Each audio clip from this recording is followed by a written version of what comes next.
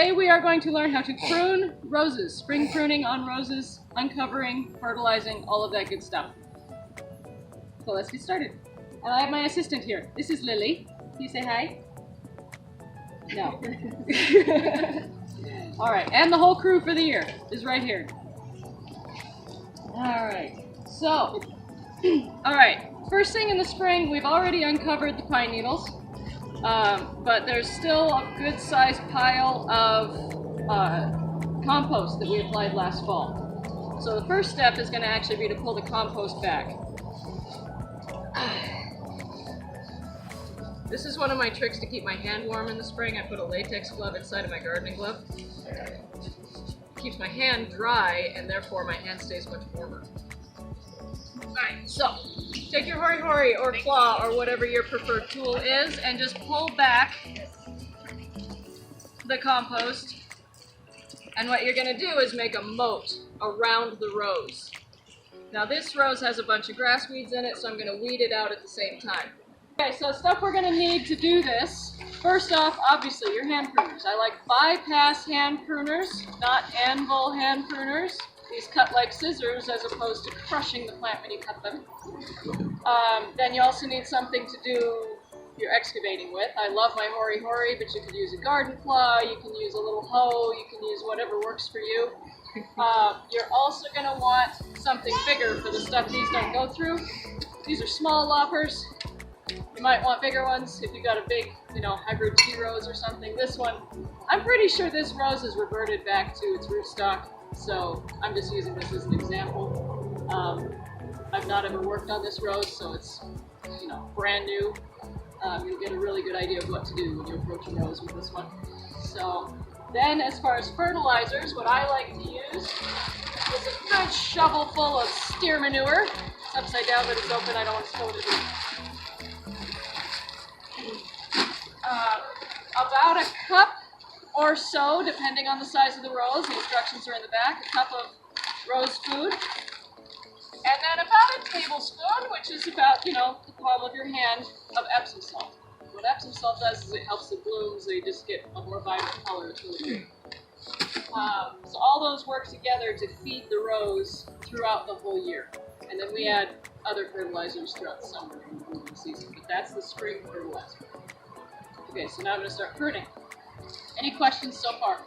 Epsom salt, compost, steer manure, and the Whitney Farms organic rose flower food. So manure, not compost. We did compost in the fall, so that's what we just pulled out and made the moat with. But that's composted manure. It's composted manure. Yeah, yes. that's what I mean. Yeah, you're correct, yes. But I also have bags of just compost, so you want to make sure that you're getting manure, not compost. What did you mean when you said they had reverted, the rose looked like it reverted back to its rootstock? So when you buy a rose from a store, you're buying the rose that's on top. Roses are almost always grafted. They're little Franken plants, okay? So your little distraction. The top of the rose is something really pretty and fancy, like a hybrid tea or a Floribunda, something with absolutely beautiful flowers. But the roots on those particular plants tend to not be very hardy. And in our harsh winters, the whole plant would just die. So what they do is they graft it onto a wild rose or something with a really hardy rootstock. They literally just cut the roots off of the good plant, cut the top off of the strong roots, and put them together, and they grow a rose. Most apple trees, A lot of stuff that we grow up here is actually grafted. So what can happen is the top of that pretty rose can still die, but the roots are going to try to live on.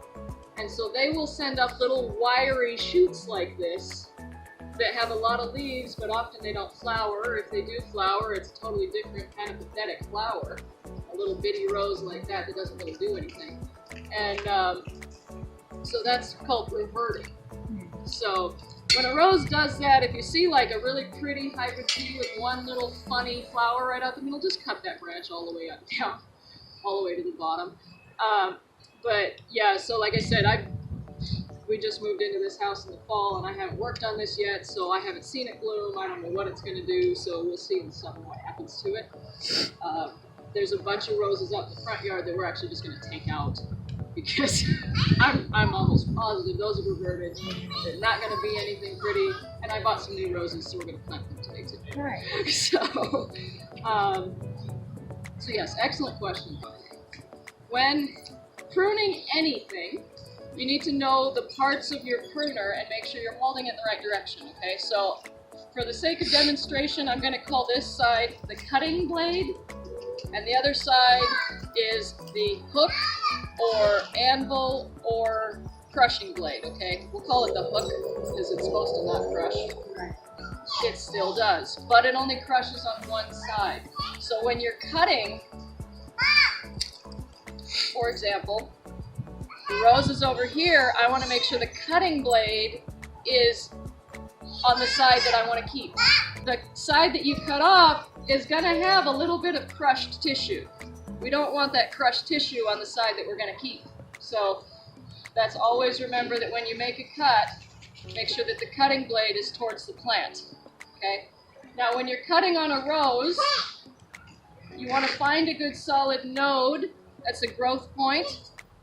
You want to cut in an angle away from that node. They call that an outside eye. So here's the node I want. Here's the angle of the cut. See that? Basically what I don't want is, say I want to keep this node, oops.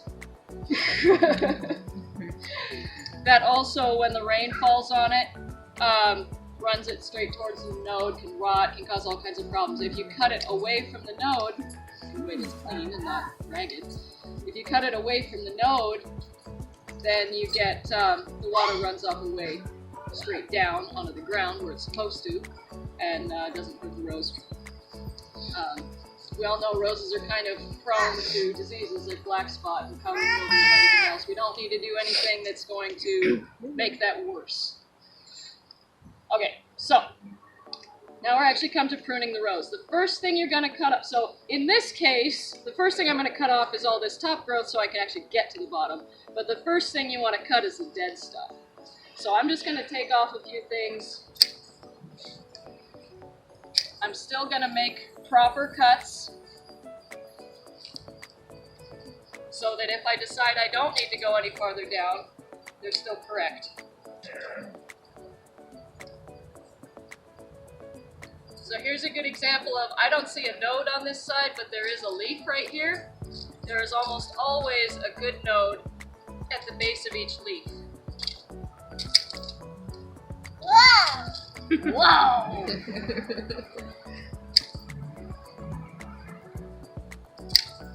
Wow! Is that cool?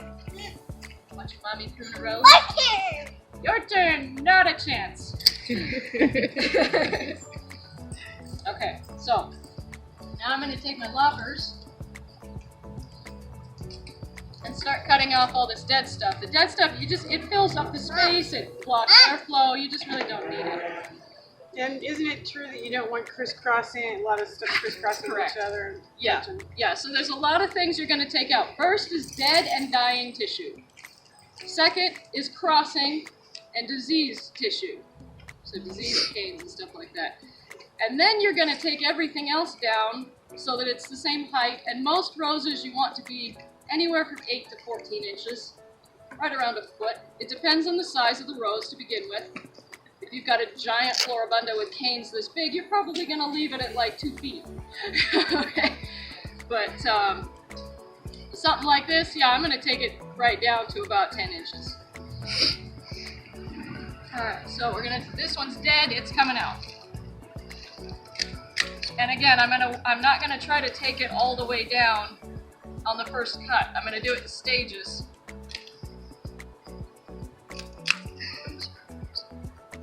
Because I can always take more, but if I go too far, I can't put it back.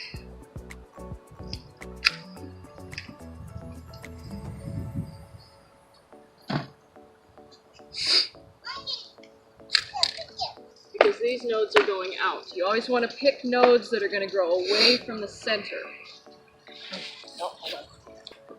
So like, for example, you wouldn't cut this one. Yeah. Right, because this is going to go straight back in. The only exception to that is if you've got a rose like right next to a walkway where you don't want it to grow out because it'll cut your leg off as you walk past it, then you might adjust your pruning technique. I've also done directional cuts inward on, there's some wild climbing roses at a couple houses, stuff like that. But for the most part, you always want to choose outward nodes. Okay, so we're now taking off crisscrossing branches. So I usually choose the bigger, stronger branch, unless the bigger, stronger branch has some kind of disease or wear or is just ugly in general. So in this case, I'm going to take off the skinny one. Lily.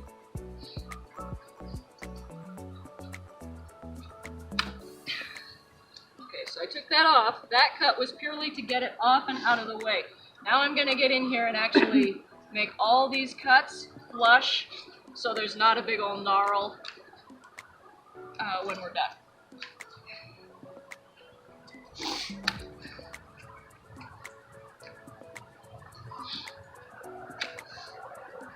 Now, so my loppers are trying to separate. The blade is trying to separate from the hook, so I'm twisting it while I cut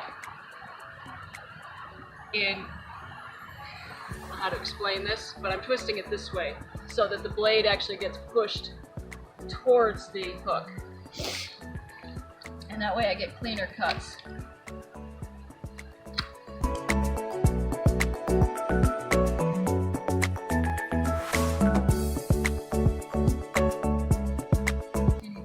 And see, now it's open enough that I can really get in here and really get all these cuts done nice and flush. Right here. These two crossing each other. Oh, this one? Yeah. And then underneath it. So these are crossing, but they're not touching. There's plenty of space here, so this is actually okay. Okay. What you're worried about is when they're touching.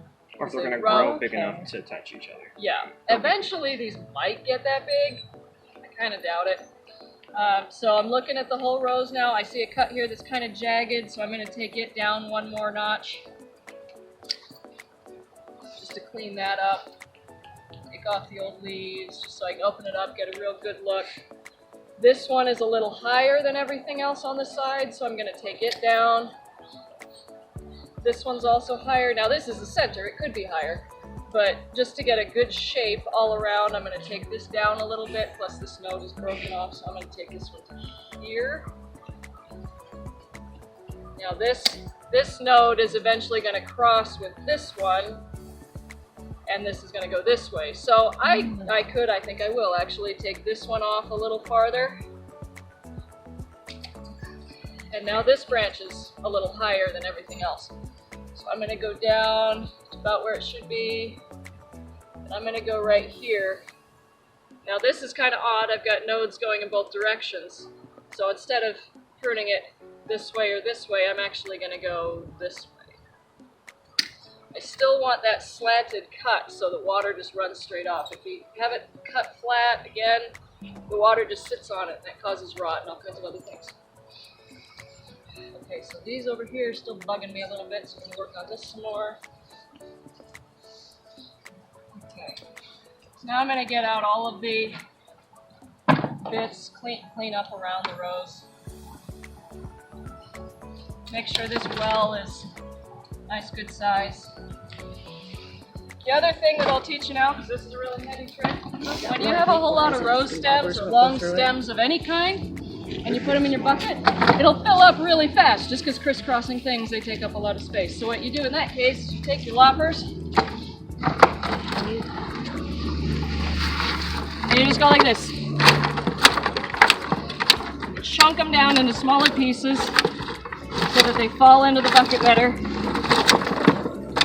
If you take a minute to do this between each rose, you'll save 20 minutes walking back and forth between the tree or the green bin. Also save a whole lot of space in the green bin. I find it a lot faster to do this usually than also to just sit there and snip, snip, snip, snip little pieces. This dead stump is crossing with this live branch that I want to keep, but I cannot get my loppers in there, so I'm going to use my saw. And very carefully, so I don't cut off the live branch that I want, just take it off this way.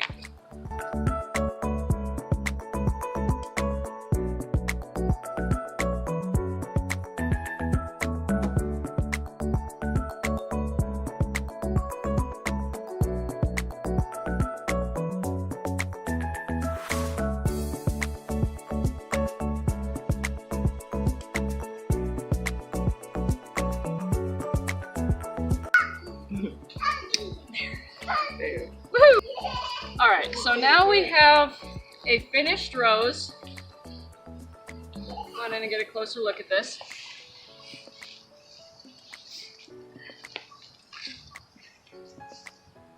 I'm still finding grass roots, but it's okay.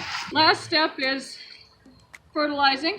So on a rose this size, I'm going to take 1, maybe 2 scoops of manure. Good stuff. This is good stuff right here. Organic steer poop. I'm just gonna put it around. I'm not putting it in the center of the crown. I still want good airflow all around the base of the rose. Do that on both sides. Don't spend time like spreading it around perfectly with the plant. It's gonna leach in there, it's fine. But then I'm gonna take approximately 1 cup. How much to apply? Roses, 3.5 cups per 4x4. No. You're 1 cup. Yeah, 1 cup's plenty. Good. 1 cup. This is chemistry, but it's not like, not to be super specific about it.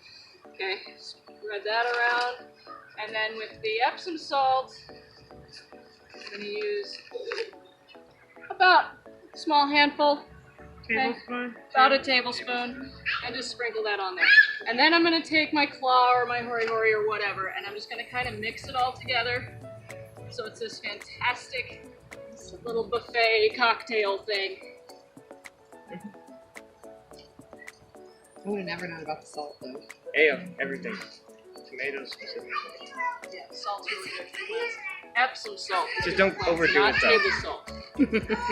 Yeah, you Less overdo is it, then your more. plant What doesn't is get it? no nutrients. What? I knew Magnesium that much, but sulfate. I It's didn't just, know about just adding trace. a little bit of salt to it. Yeah. Again, each rose should take about 10 to 15 minutes. But also the other reason this is taking much longer, aside from just training, is because it's the first time we've ever done it. Often if we have a new client and we come to a rose for the first time, it's gonna take some time.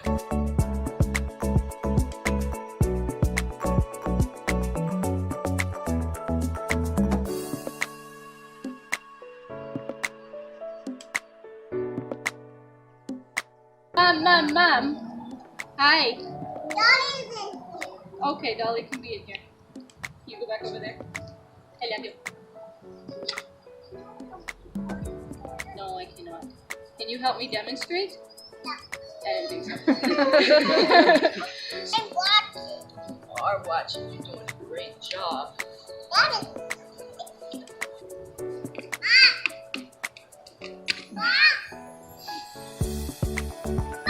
I hear you.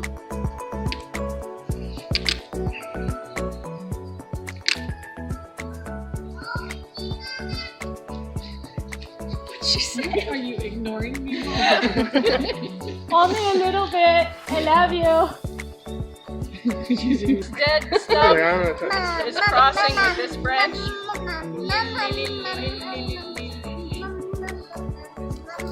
Flirt with the camera.